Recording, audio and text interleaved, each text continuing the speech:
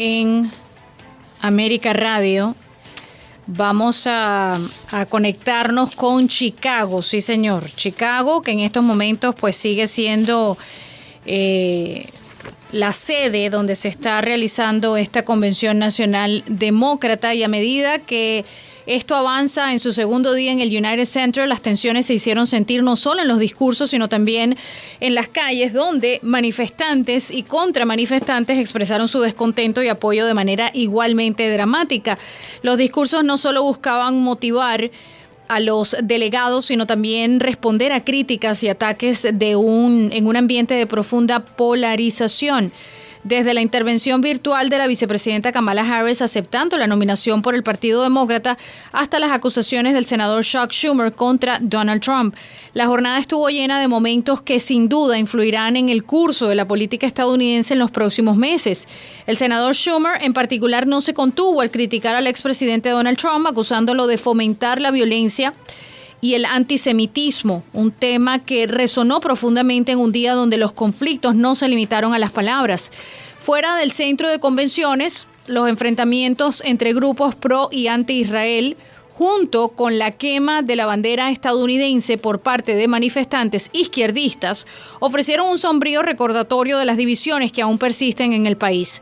El socialista Bernie Sanders también acaparó la atención con un discurso que desafió las normas del partido, criticando tanto la economía como la influencia del dinero en la política, destacando la creciente desigualdad y las luchas diarias de muchos estadounidenses. Él parece que se le olvidó en el discurso que estamos en un gobierno de su partido, porque criticó la situación actual de lo que es la economía. En medio de todo este torbellino de actividades, quiero darle la bienvenida a Luis Eduardo Martínez. Él es reportero de NTD News en Washington, D.C., pero él ha estado en el corazón de la nación, de la acción, ¿no? Cubriendo cada detalle y brindando perspectivas esenciales sobre el desarrollo de esta convención. Luis Eduardo, ¿cómo estás? Gracias por acompañarnos hoy. Por supuesto, y gracias por la invitación. Buenas tardes y saludos a toda la audiencia. Buenas tardes. Efectivamente, como comentabas, ayer fue un día muy distinto al primero y con las emociones a un nivel mucho más alto. No sé si quieres que te comente mis impresiones primero de lo interno del United Center. Por favor. Algo que me llamó la atención comparándolo con el primer día de la convención es que el estadio se llenó a una hora mucho más temprano. El lunes, las 4, 5, 6, 7 de la noche todavía no estaba lleno el United Center. Fue apenas cuando salió la congresista de AOC, Alexandria Ocasio-Cortez, que empezó a llenarse. El día 2, ayer, desde las 5:30, 6 de la tarde, eso ya estaba repleto porque se hizo lo que llaman el roll call, ¿no? Un voto ceremonial, porque esto ya había ocurrido hace como 3 semanas, para elegir entonces a Kamala Harris como la nominada del partido. En ese momento entonces se puede ver un poquito también la plata que se está utilizando en este evento. Por ejemplo, para el estado de Georgia, cuando el estado de Georgia fue a emitir los votos de sus delegados a favor de Kamala Harris, el artista Lil Jon, un rapero obviamente muy famoso, salió a cantar en la mitad de este acto ceremonial.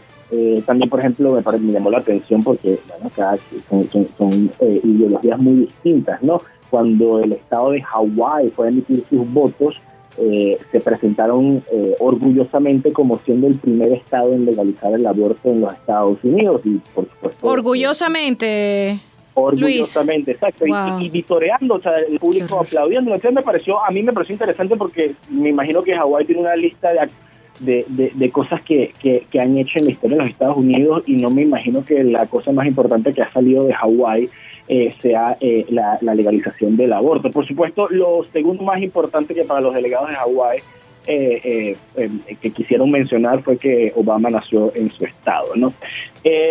Con pequeños detalles, antes de comenzar estos votos ceremoniales, en todos los asientos de los 23,000 puestos que había en el United Center, habían unas bandas con luces que entonces se prendían en colores azul, rojo y blanco, y también afiches. Así que Insisto, como hice ayer, en llevarle a la audiencia el detalle de cuánto se le ha dedicado a la producción de este evento, no solo, por supuesto, en plata, sino en montar un escenario que para la producción televisiva se vea espectacular, y creo que es difícil decir que por lo menos ya cuando llegamos a los discursos de Michelle Obama y Barack Obama, que efectivamente el estadio estaba vibrando, todo el mundo tenía un póster, todo el mundo estaba contento. Ahora, ahorita sí me quito el gorro de reportero, Ajá. porque me gustaría comentar sobre el contenido de los discursos. Por favor. Y ahí sí, esto es a nivel personal. Yo estaba parado a unos 20 metros de Michelle Obama cuando estaba dando su discurso, y a los periodistas nos dan unos pases que solo puedes pasar tantos minutos, unos 30 minutos en el piso de la arena, para darle chance a otros periodistas que entran y salgan. Y yo tuve que abandonar ese privilegio momentáneamente por las náuseas que me dio el discurso de Michelle Obama. La verdad es que me pareció interesante ver al público aplaudir ideas como, por ejemplo, criticar lo que ella llamó generational wealth, que es las riquezas que son pasadas de generación en generación, cuando yo creo que el sentimiento más americano que puede haber es trabajar duro para dejarle algo mejor a sus hijos para que puedan tener una ventaja en el mundo, ¿no? Entonces, criticando eso, que eso estaba mal. También dijo Michelle Obama que ella desde chiquita le enseñaron a tener una suspicacia en contra de aquellos que toman más de lo que necesitan. Y por supuesto, todo el mundo aplaudiendo, ¿no? Y yo me pongo a pensar, pero los Obama no tienen una mansión de 70 millones de dólares. Exactamente, lo dije hace un rato. O sea, hablar de eso cuando tú tienes una mansión en Martha's Vineyard, millones, que por cierto tienen border walls, o sea, tienen paredes para proteger su residencia. Entonces, no sé, igual, y te iba a preguntar, como venezolano, o sea, cuando tú escuchas a Bernie Sanders hablar de quitarle a los ricos, y ellos también, él creo que tiene 3 propiedades y control de precios, Kamala Harris control de precios, o sea, le estaba diciendo yo a la audiencia que los que conocemos esta película, después del control de precios viene el famoso exprópiese, y me gustaría tu opinión al respecto porque tú lo viviste. No, es que, mira, esta mañana me desperté y dije, wow, voy a sonar alarmista, y le escribí a mi mamá, a mi papá, a todos mis compañeros de confianza, y les dije, por favor, tómense la tarea, y se lo digo a la audiencia también, tómense la tarea de sentarse a escuchar el discurso de Michelle Obama y como ejercicio cívico analizarlo, porque yo apostaría, y sé que hay una herramienta de inteligencia artificial que me lo permitiría hacer, si yo cambio el discurso, o sea, agarro esas mismas letras y las pongo en un tono de voz de Fidel Castro o de Hugo Chávez, y cambio el escenario, y no notas la diferencia. Son excelentes oradores. O sea, no se puede negar que Michelle Obama y Barack Obama son excelentes oradores, y quien sea que escribió el discurso es un genio de la pluma, porque supo mezclar unas ideas tan negativas con unas emociones tan positivas, y eso, alrededor mío la gente estaba llorando de la emoción. Pero eso, que las compañías no pueden tener profit, no pueden tener beneficios desproporcionales, y que hay que poner un control de precios, que las universidades no puedan gastar mucho, que hay que construir 3 millones de habitaciones porque esa es la única solución para la crisis hipotecaria en el país. Además que, si nos ponemos a ver, inclusive la propuesta esta de Kamala Harris de crear 3 millones de viviendas nuevas durante su administración es algo un poquito perverso, porque si ves el detalle de la propuesta, también están hablando sobre todo de quitar regulaciones para la construcción de apartamentos, o sea, de unidades no familiares. Y el que ha estudiado la historia sabe que inclusive en la Unión Soviética había una arquitectura específica que promovía la ideología comunista y iba en contra de generar unidades familiares, porque por supuesto la familia, cuando uno tiene familia, uno quiere proteger a su familia y uno quiere el beneficio para su familia, y eso es una idea anticomunista, o sea, porque obviamente no es todo sobre la comunidad. Entonces, como venezolano, le digo a la audiencia, yo se lo dije a mis personas más allegadas, que se tomen, o sea, que le escuchen, y que escuchen no la emoción del momento, no el espectáculo, sino el mensaje.